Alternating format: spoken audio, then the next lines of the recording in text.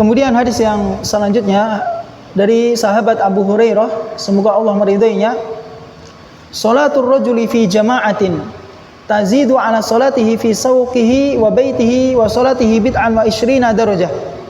Salat seseorang berjamaah itu akan bertambah pahalanya daripada salatnya sendirian di pasarnya atau di rumahnya.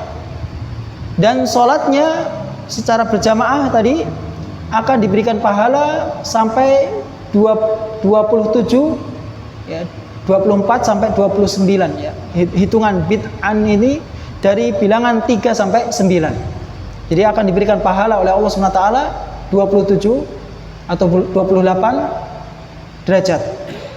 Wadzalika anna ahadahum, dan hal itu bahwasanya seseorang idza tawaddoa, apabila dia berwudu, fa ahsanal wudu, lalu memperbagus wudunya, tsumma atal masjid la yuridu illa shalah, kemudian dia datang ke masjid yang dia inginkan tidak lain kecuali hanya sholat.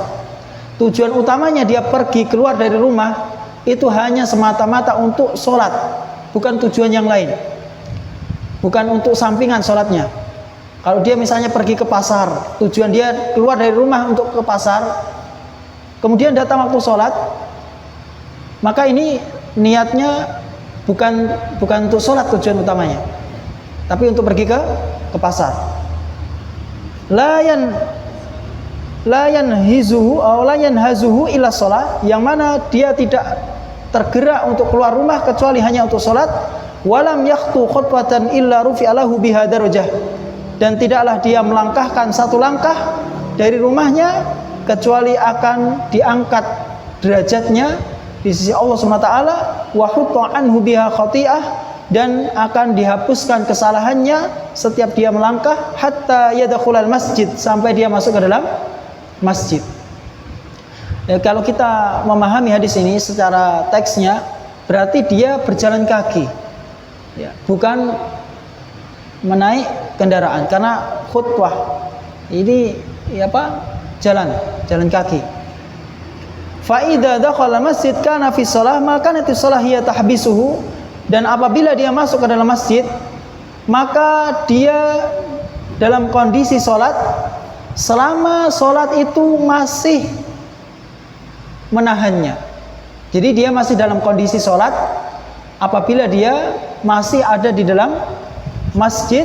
Wal malaikatu yusholluna ala ahadikum, dan malaikat mereka akan bersolawat kepada salah seorang kalian, madama fi majlisihi alladhi shalla fihi, selama dia berada di majelisnya di dalam masjid tadi, dan akan mengucapkan solawat di dalamnya, yang mana mereka akan mengatakan Allahumma arhamhu, ya Allah rahmatilah dia, Allahumma ghfir lahu, ya Allah ampunilah dia, Allahumma ktub alaihi, dan ya Allah ampunilah dia, ya berikan dia ampunan, malam yu'dhi fihi, selama dia tidak melakukan hal-hal yang buruk, malam yuhdits fihi, selama dia tidak membatalkan wudunya. Jadi dari hadis ini kita mengambil faedah, kalau seseorang keluar rumah tujuan utamanya adalah untuk melakukan sholat, maka akan didoakan oleh malaikat, akan didoakan ampunan, kemudian rahmat, akan dimintakan tobat oleh malaikat. Ini merupakan keutamaan yang besar di sisi Allah Subhanahu wa taala. Ingat, hanya mengatur niat, yang mana orang lain nggak tahu nih. Kalau sedekah mungkin ya kelihatan, ada yang kelihatan, tapi urusan hati, amalan hati merupakan amalan yang besar.